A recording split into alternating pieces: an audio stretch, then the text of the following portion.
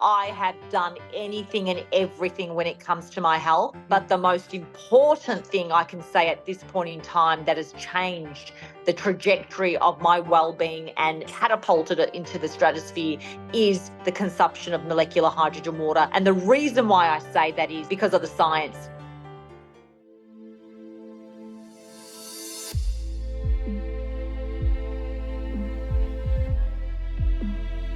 Welcome to another episode of Superior Mind Body Health Podcast. I am your host, Monika Banach. I am a health coach and advanced practice nurse for the last 15 years. I'm so grateful for each and every single one of you for tuning in today and taking the time to listen to this episode.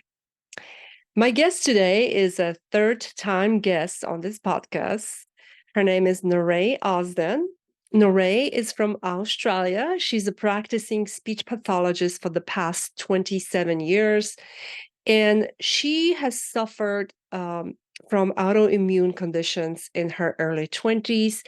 And this actually led her into this journey of holistic health and healing herself from within in 2 years. Her story is absolutely incredible. So if you get a chance, rewatch, especially the first episode that I did with her. Welcome, Nuray. Third time on my podcast. It definitely means that we're aligned. We get Yes, along, we're aligned. definitely aligned.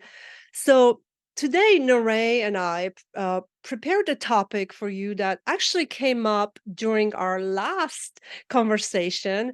And this topic is kind of around this quote by Jim Rohn. It's an impactful quote in so many different ways that you can kind of delve into. This quote is, "It's not what the book costs, it's what it will cost you if you don't read it." So we're gonna kind of expand on this concept beyond the books, and we're gonna delve into this quote that applies to various aspects of life, particularly focusing on health. Because in this world inundated with so much information, I do think that this quote serves as a reminder for the immense value held within our health, because our health is our only wealth. We only have one health and one body.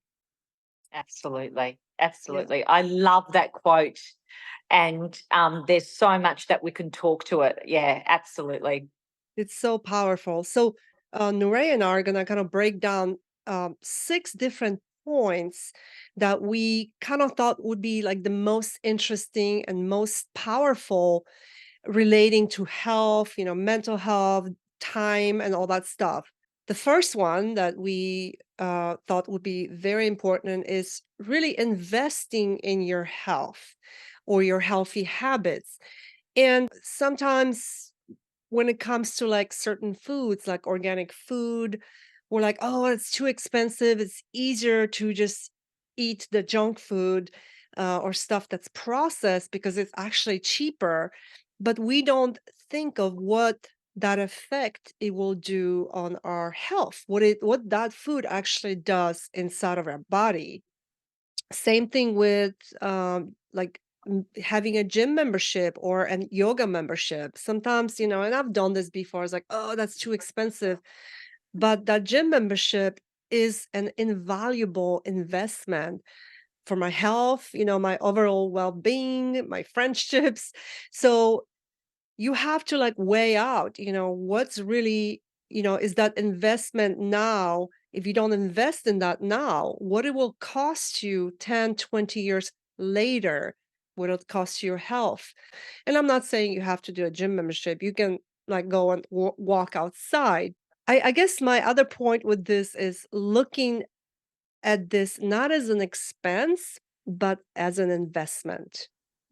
Oh my gosh, Monica, that's such a beautiful way of putting it, as not an expense and looking at it as an investment, because that's been my choice over the past, say, 3 decades. And I can speak very specifically to the fact that up until a certain point in my early 20s, I wasn't choosing organic. I wasn't paying attention to the food that I was eating. I was eating processed food. And then my health suffered as a result. And the moment that I changed it and I made choices and invested in my health, which does cost, at the beginning, it's completely changed my life. And now I would say probably the first 2 years after ill health, I really changed my practices in terms of exercising, eating well. Now I can say I don't need to do much to maintain my level of health. So really long-term wise, it has saved me a lot of money because I'm not spending it on my ill health. I'm actually just spending it on, it's a lifestyle now for me. I just spend it on my, well-being. So definitely, I've definitely noticed that me making the choice to invest in my health has completely changed the trajectory of my life and the trajectory of my children too. So definitely, again, I can hand on my heart say my children, 17 and 12, have never been to the doctor as a result of me investing in our health. Now, I don't say that lightly. Obviously, if they had an acute condition, it's different, but I'm investing in their health and I did from literally day dot. I did the preconception care. I did everything that I could. And they are the living proof of when you do invest in your health, that life's pretty good.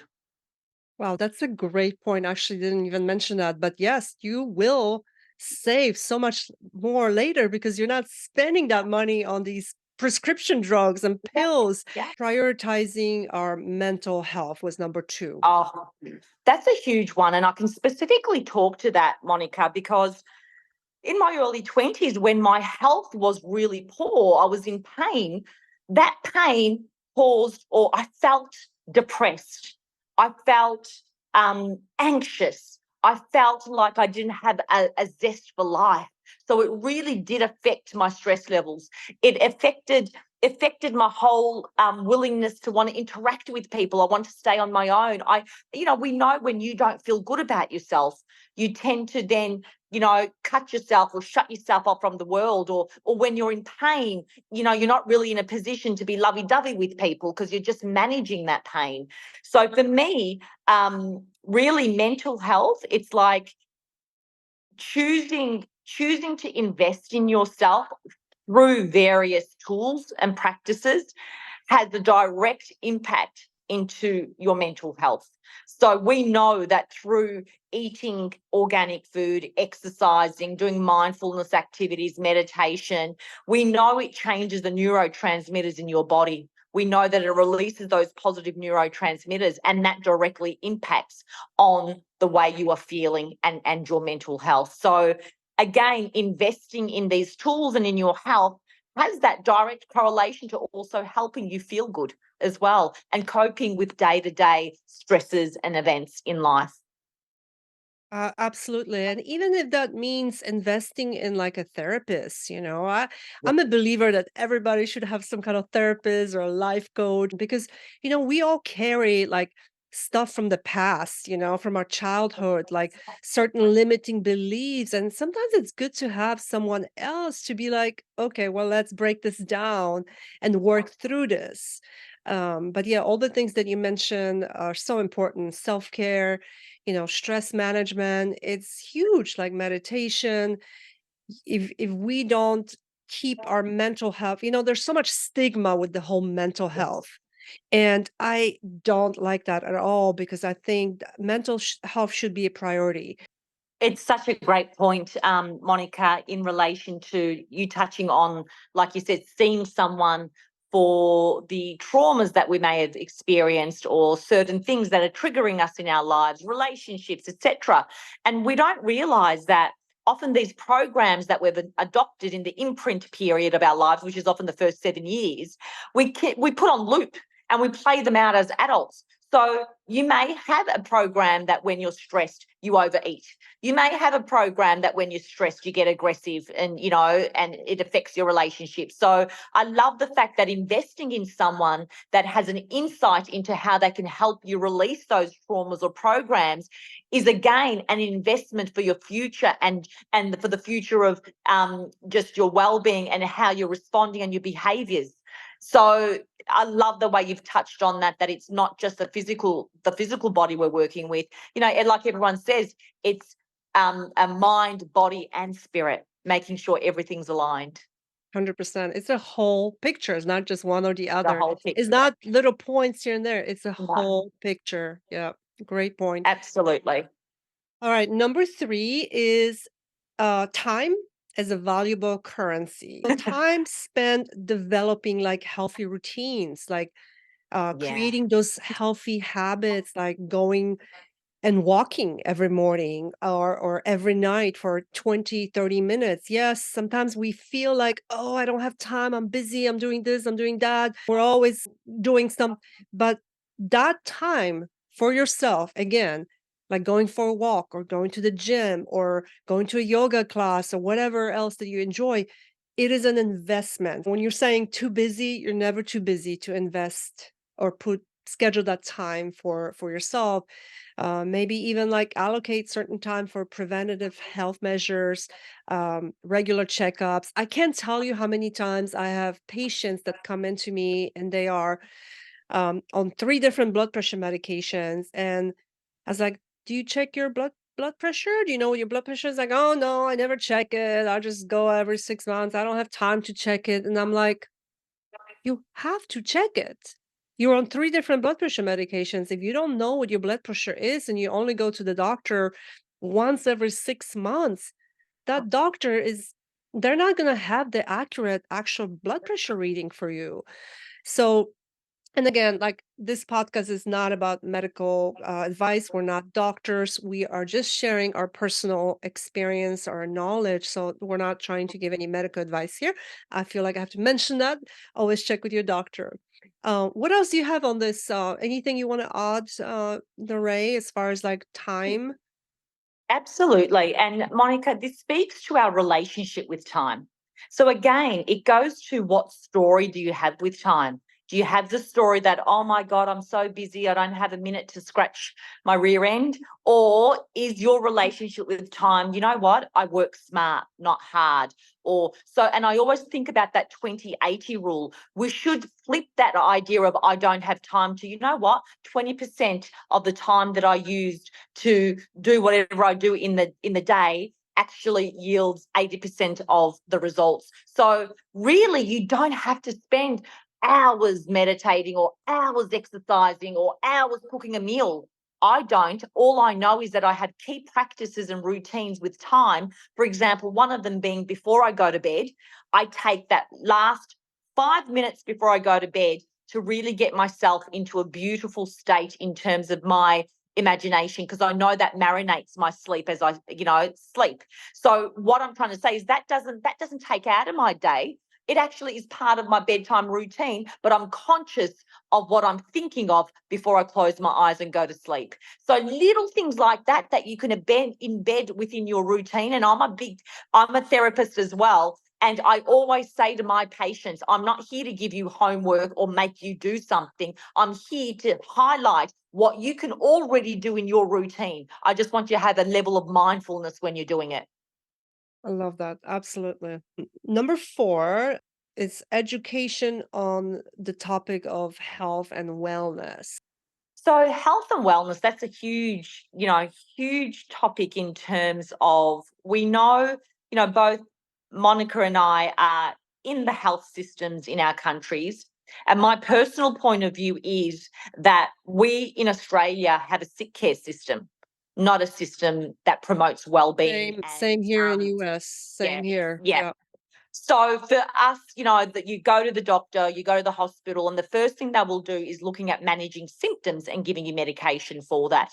Now, I would love people to have a different point of view in terms of looking at what's caused these symptoms. And so in my line of work, particularly, I'm very passionate about chatting to my patients about, let's look at the root cause of this. And you may be very surprised that often the root cause is not something physical, it actually could be an emotional root cause. Yes. So, really investing the time to do some investigative work, really valuing yourself and saying, well, look, I'm not going to do the patchwork and just take the medicines, because then the problem is just going to reoccur in a few months' time again, or it's going to perpetuate. Let's look at the root cause. Now, the root cause may involve some investment at the beginning, but long-term wise, you would have then eliminated or eradicated that symptom that you've had. Because I believe in, pulling the weed out from the roots, not just chopping the weed from the top. Yeah, basically, don't just put a band-aid on whatever's Yeah. happening. Knowledge is power. I always tell my patients, be your own advocate. Research. I mean, don't be obsessed with like Google. Oh, Google, Dr. Google said this or that. Do the research about whatever is going on in your life or your health so you can ask better questions. Because if you don't Oh, know much about it, you can't ask the doctor a better question. I can't tell you how many people, like friends of mine, will call me and be like, hey, my mom is having this stuff with her heart. I don't know anything about it. What kind of questions do I need to ask the doctor? yeah. And I'm like, "Okay, you need to find out this and that." And I'm not saying to be try to be smarter than the doctor, that's not the point at all. Trust your doctor, but always verify everything, because we people in medical field, we make mistakes. And you wanna be your own advocate. You wanna ask the right questions and be educated on things. Yeah, Oh, love that, Monica. Look, we're in the health field, and yeah, I always say I'm a doctor's worst patient, because I am asking and I'm asking why, and I want to get to the root cause of things. And if I can't get my answers, I will go and seek another opinion. And so, please, what we want to stress is you are your own doctor. And what we want you to do is get to a space of feeling empowered when you walk out of a session with a doctor, rather than making decisions based on fear and giving your power away and going, oh my God, they'll just know best. I often say, look, if something doesn't feel right in your gut and you've walked out, you probably haven't asked enough questions and you haven't had enough information given to you. So please, we're just advocating, be your own doctor by asking the questions. And if you get the answers you seek and you feel empowered, you're on a good wicket. absolutely. And let's say you do get a prescription of something or for something, like do the research on it, know the Yeah. side effects, know what it's actually for, why are you taking it, what can you do to get off of it. Let's say your blood pressure is high and you have to go on a blood pressure pill for temporarily. You want to know, like, what do I need to do to decrease my blood pressure, what kind of lifestyle changes I need to make. That time that you invest into learning about yourself and your health, it is absolutely invaluable to you and your health.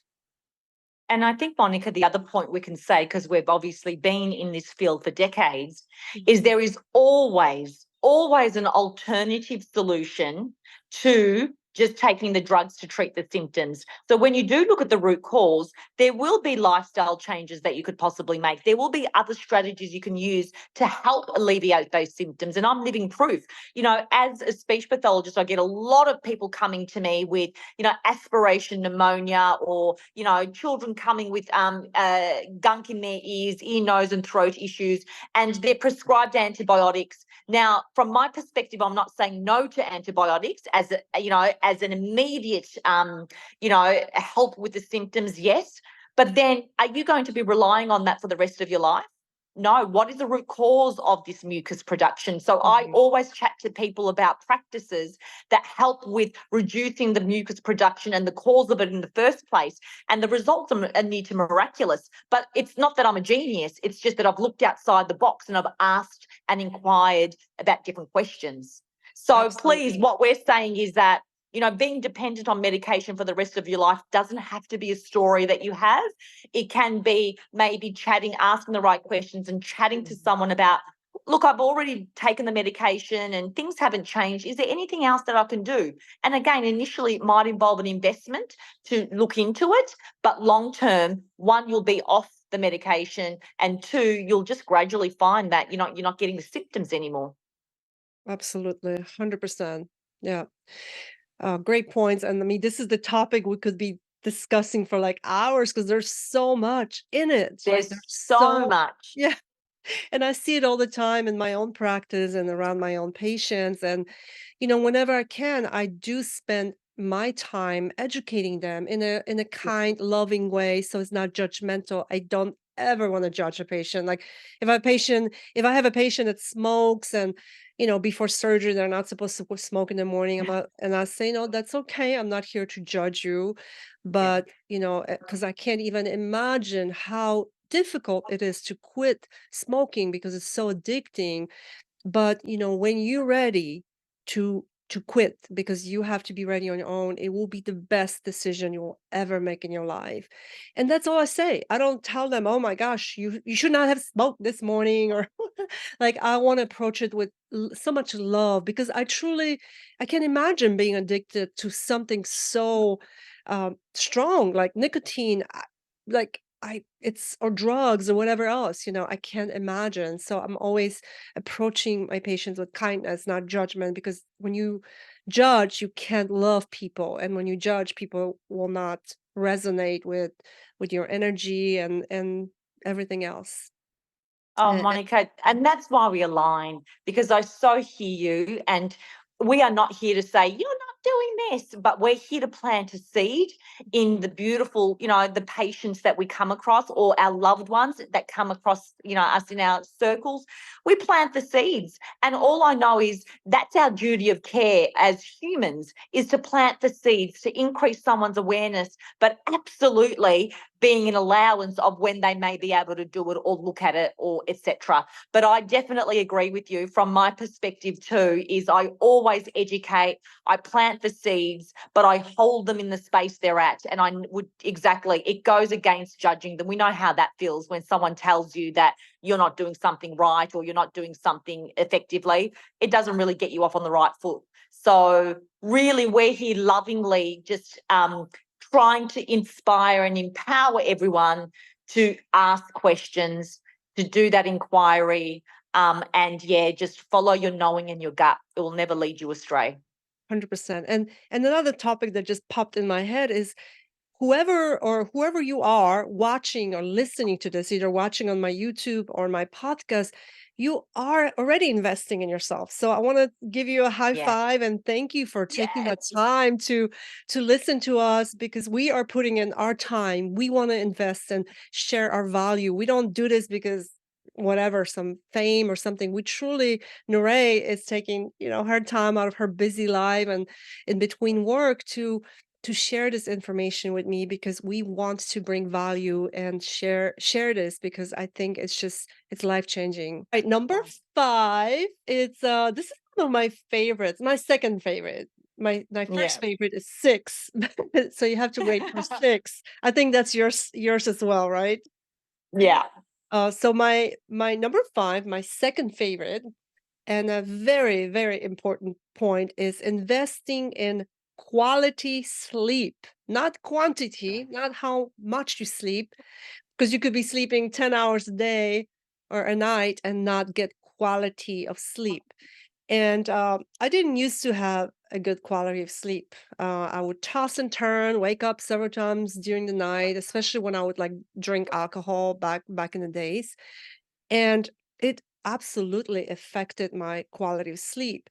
And when you neglect your sleep hygiene, that can really lead to so many health issues. It affects your physical and mental well-being.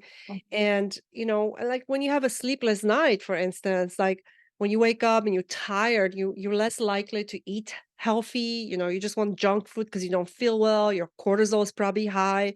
So it's like a vicious cycle.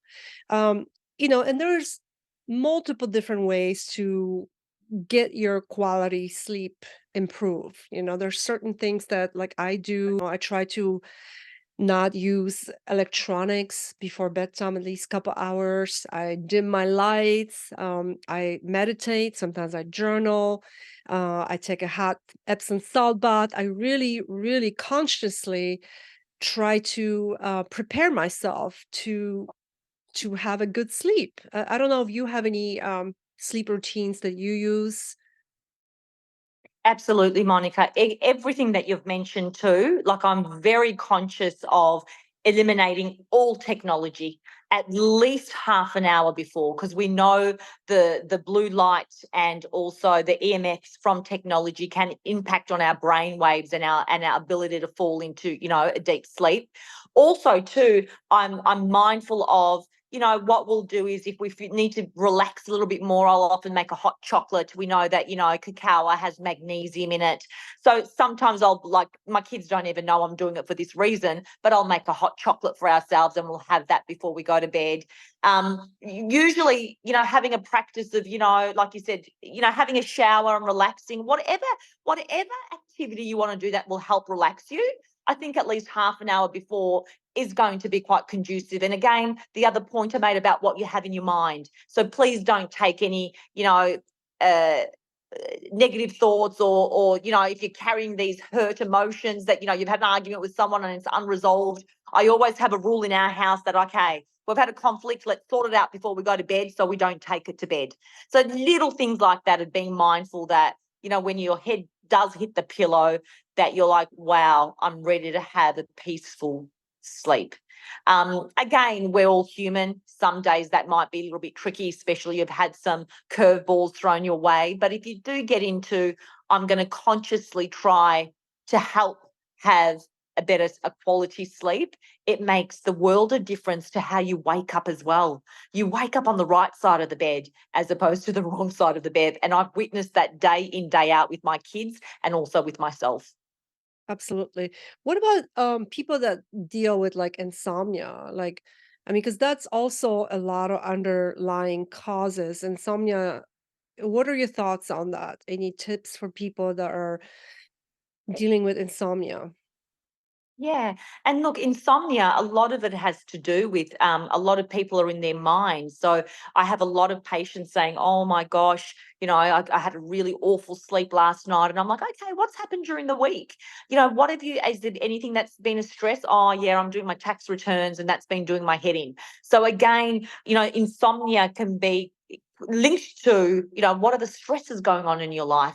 How are you managing the stresses? Do you need to delegate things a bit more? Do you need to have that conversation with that person? Do you need to actually, look at what you are eating? Is there a particular food that's triggering an inflammatory response in your body? There could be a number of reasons why the insomnia is occurring. But again, we go back to just asking the questions. And again, you may not actually ask the questions directly to someone else. Ask them internally to yourself.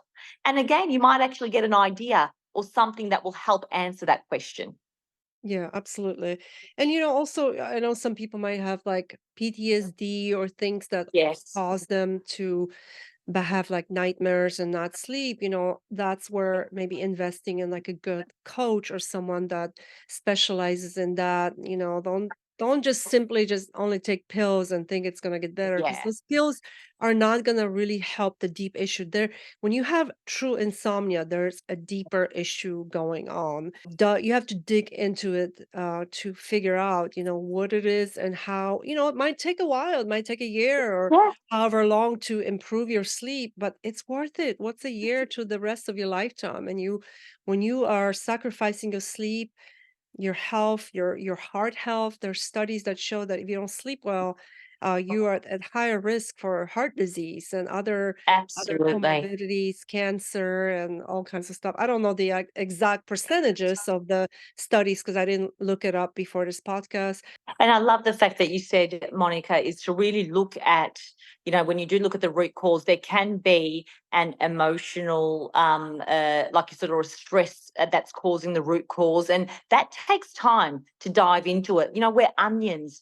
So you might need a certain period of time to peel away those onions and those Mm, stresses that you've accumulated throughout your life that may be ultimately resulting in this physical symptom of insomnia or pain or whatever it may be. So I always say to anyone that has a physical condition or an ailment, I say, let's look at the emotional basis. Is there something that, emotion that you might be suppressing? Is there a stressor that you're not looking at? Because we know the direct correlation between, our physical symptoms arising as a result of those, mental thoughts, or like you said, trapped emotions in our body. I have a saying that I often use, and my patients laugh at me, but, often, unresolved thought patterns or stresses or emotions in our body cause issues in the tissues. They get trapped into our body, and then they emerge, and our body is our barometer. So often the only way our body can communicate that there's something going on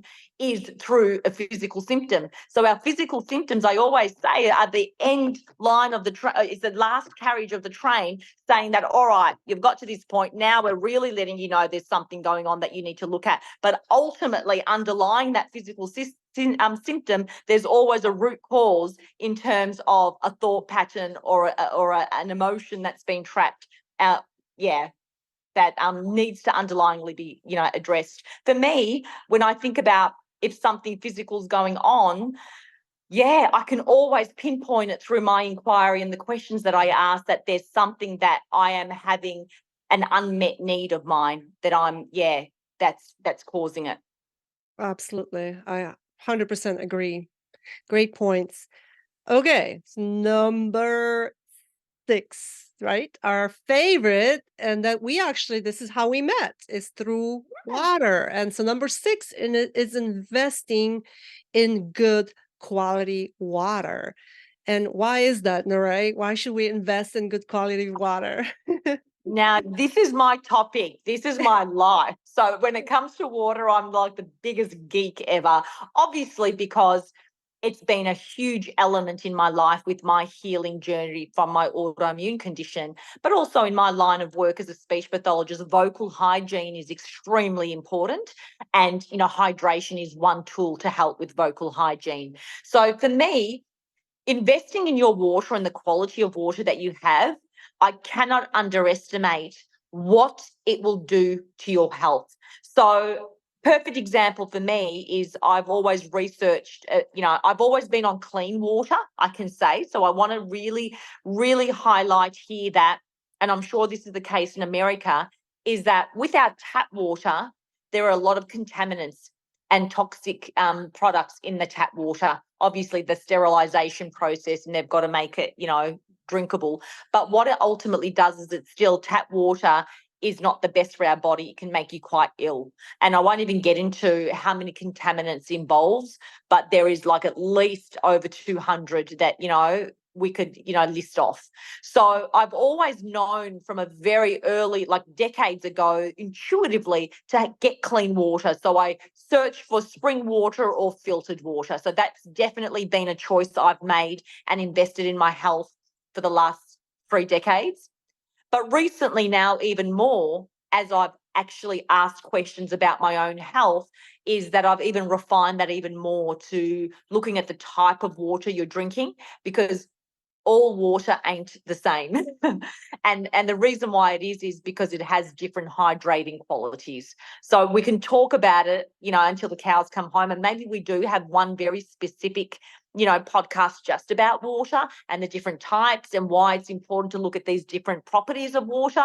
But for this talk today, all I can say is, when you drink the best quality water and invest in the best quality water, it will literally, and I'm going to say this from my point of view, will resolve a lot of your physical symptoms, because water is the primary element in our body, and water is the conductor of our body, and water is what transports the nutrients to our cells. We are 99.9% water. So if we're not using the best quality water, we're not giving the best quality to our vessels, if that makes sense. Yeah. Yeah. Well, we used to hear, it's like, oh, you're 70% water, but our cells are made up of 99.9% water. So that makes us basically water. And so, Walking. yeah. And so, most people walk around dehydrated, because it's not because they're not drinking water, it's because they're drinking lifeless, dead water. But also, again, you're right. This is such a profound topic. We could do like Yes. an hour podcast on it because it also comes in with all this whole fad of water, alkaline water, which is Yes. one of the biggest scams out there because we're not It is. supposed to drink alkaline water. And it's so hard to find good quality spring water because everything out there is high pH. We both recently, actually, you've been using hydrogen water for a very long time. I started like in November when I met you, but I'm actually making my hydrogen water right now. Oh, you're making yours too. Yeah. Excuse me. I love these colorful bottles. So we actually I met love at an it. event in Portugal uh, for this particular water bottle that creates hydrogen water. And I think I was complimenting you on your hair earlier, and I was like, "Oh my gosh, your hair looks phenomenal!" And you were like, "Hydrogen water." Is it just Yeah. drinking the water, or do you wash it in hydrogen water? I've seen people use it on their skin and stuff, but no, you But don't. for me, it's just been drinking internal hydration, and again, it's just honestly, I don't do anything to It's it, and the body, amazing. the compliments that I've got. But yeah, it's just been I've been on molecular hydrogen for 8 months now, and my hair's just luscious and thick, and my skin's improved. It is just been the most incredible element I've introduced to my body, and I can say, hand on my heart, and like you, Monica, I have done anything and everything when it comes to my health. But the Mhm. most important thing I can say at this point in time that has changed the trajectory of my well-being and catapulted it into the stratosphere is the consumption of molecular hydrogen water. And the reason why I say that is because of the science. It's an intuitive molecule and it goes to where your body needs it most. So I don't even have to think that I'm taking this for this reason and for that reason. I've got to take, vitamin C for this, or, this water has gone to where my body needs it, and it has recalibrated that system or that organ or whatever it may be. And the proof is in the pudding. In 8 months, I have never felt so alive in my entire life. I can literally say that. It's actually kind of like surreal and kind of like mind blowing because when I first It's started researching hydrogen water, I I mean, there's so much research about it. And I'm like, how have I not heard about it before? I've seen a huge difference in my energy. I've decreased the consumption of my coffee because I use like the energy um, frequency with my hydrogen water. And that's all I drink throughout the day. Oh, and I can definitely add to that I've stopped my supplementations as a result of the water. So as a result of the water bring my body back into homeostasis and recalibrating, I haven't had the need to take supplements. So that is just a byproduct of what I've observed with my body. So it's again cost effective and saved me a whole heap in the long run. And even it was so funny. I was having a chat to a colleague of mine, and that was saying that in relation to the cost of the bottle and what it does for you over time, it ends up being like, honestly, a couple of cents a day that you're investing in having the best quality water in your life. And I can clearly say I have tried, and I have been there and tried every single water you can think of. And this is by far the most revolutionary. And please be aware that this will be coming to the map globally to the map in a big way. And, obviously in our line of work and with our experience, I'm definitely a big advocate for this because I know what it does to health. I have a few of my patients consuming the water, so I'm, keeping an eye on them and seeing their trajectory. But there's going to be a lot of amazing information that will come out as a result of consuming this water, molecular hydrogen. I think there's going to be so much more coming out about it because it's now kind of becoming more hyped up. People are finding out about it. But again, like it won't harm you. You can drink hydrogen water, you can bathe in it. Like I've seen people using it on their skin. There's no side effects that I know of, at least, of drinking hydrogen water.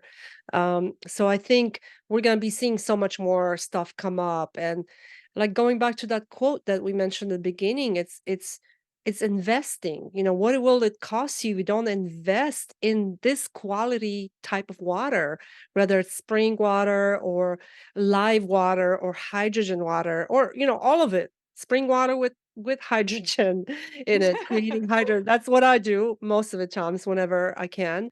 You have to look at the investment in your health now. It's not about the price tag of something, it's about the invaluable investment in yourself and in your health and your well-being, your mindset, all of it. But what I would like to stress, and if everyone can really, my point of view is there are certain non-negotiables in life when it comes to my well-being, and that is literally the water and the food that I put into my body. So, and again, follow the 20-80 rule. We're not saying that, you have to do everything 100%. If you can do the best that you can while you're in your home environment, we know when you travel and we know when you're visiting people's houses, it may not work out that you had the best water or the best food or whatever it may be. That's okay. We are human after all. But I always say that, if you do the 80-20 rule, even when it comes to your well-being, then you're also really got a great balance in that. And that's what we practice, because in my line of work too, I have people trying to do well-being 100% of the time, but they're so stressed that if they get off the train, and that's what causes them to have a heart attack and die at an early age. So what I want to point out too is that these are all amazing stuff you can do for your well-being, but have that 80-20 rule. Generally, if you do take care of yourself, 80% of the time, the 20% that you indulge or, you're not as, say, healthy, your body knows how to deal with it and recalibrate itself very quickly. So I just want to put that in there too. So just to let you know that we are all human. Monica and I, in Madeira, we indulged, didn't we? We had a great time in Madeira. We did. But we did. But on the whole, when you do have your basis in well-being 80% of the time, you can't go wrong. You can't. So hopefully we've given you some amazing tools to think about. If you need any further question about anything, please approach. You don't have to do all those 6 points that we mentioned. Like some things like water, that's super easy to change. Sleep, it might take longer, but you can do something every single day. You don't have to perfect it today. And write down these 6 points and see what area in your life. So let me repeat the 6 points. Number 1 was investing in your healthy habits. Number 2 was prioritizing your mental health. Number 3 was using time as your valuable currency. Number 4 was education on health and wellness. Number 5 was quality of sleep, investing in that. And then 6 was investing in quality of water. So maybe you can write down all these on a piece of paper or in your journal and just kind of see which how it relates to your life, and you can write down 6 different things, and you don't have to do all those things in that category, but you can have it when you have it in front of you on the paper. It's going to remind you, oh, I need to like turn off the TV or use blue light blockers so I have better quality sleep, and keep it somewhere like on your fridge so you can remind yourself, if there's like a workshop you want to do about health or something you want to learn about health or wellness, put it on there. Because when you have it in front of you on the paper, you're more likely to invest in that time and actually do it. Same thing with goals. Like, I don't just say my goals or think them in my head. They are written down specifically, and I go over them with my coach, because if I don't, I'll forget. Life gets busy. We get busy with work and stuff and everything else, and we'll forget. So, message us, let us know if this was helpful, and what things are you changing in your own health, and what are you prioritizing, or if you have any questions about anything. Yeah, that's absolutely. And like you said, we're happy to elaborate on. We have, between Monica and I, we have a wealth of knowledge that we could share. And honestly, these are just, skimming the surface. So if there's anything that, you'd like to know more about, that Monica and I can talk about, because we do, we're in the same field, we're experiencing, similar observations in terms of unwell people, and we're here to educate and empower people to ask questions. And, and that's where we're here to, provide you with the knowledge and, really give you the tools to have that self-inquiry. That's probably the main goals of these podcasts, is exactly, giving you the power to ask the questions and learn more about your own body, your own symptoms, your own life. So, I love it. Thank you, Nuray. And thank you again for your time. I love having you on my podcast oh, because you're such a wealth of knowledge, and you're just so easy to listen to, and you just have this beautiful aura about you that I enjoy having, and I get to catch up with you, which is always awesome. So thank you for your oh my time. Likewise, I'm just so grateful that we connected. And like you said, there's going to be many more things that we'll do and get together and share. And I also know we're going to have a physical catch up soon in, Yes, June this year. absolutely. In Miami, With baby. Yes. Miami, here we come. So I look forward to giving you a big hug then. But yeah, I can't absolutely happy wait. to chat about anything else that anyone might want to, have more information on. Awesome. I look forward to more talks together.